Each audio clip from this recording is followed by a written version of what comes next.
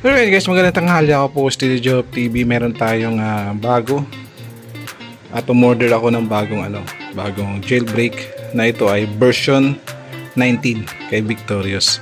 Ngayon gagawin natin, isalang muna natin to doon. Then check natin kung ilan or gaano kabilis ang pag jailbreak niya sa PS5. Firmware 7.01 kasi 7.01 tong PS5 ko eh. Alright, salang ko muna to. Ngayon ito na yung CD, salang natin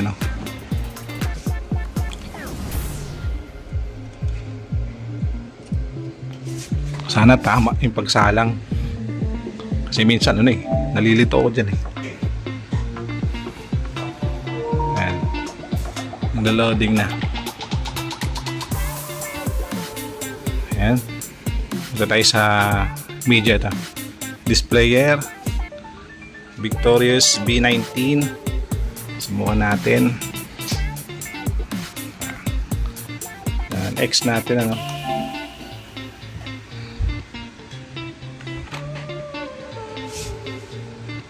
check natin yung gaano kabilis. So sa icon niya medyo na bago yung icon. Pindutin na natin tong all-in-one. Itong all-in-one. X natin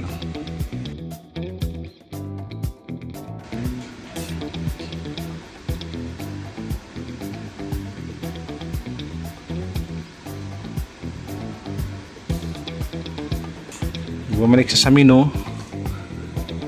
Tayo natin lumabas yung ATA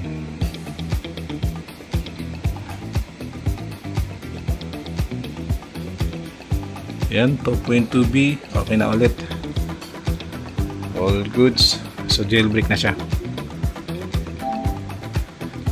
Ganun lang kabilis Once again, nakapost Steely Job TV. Magandang tanghali.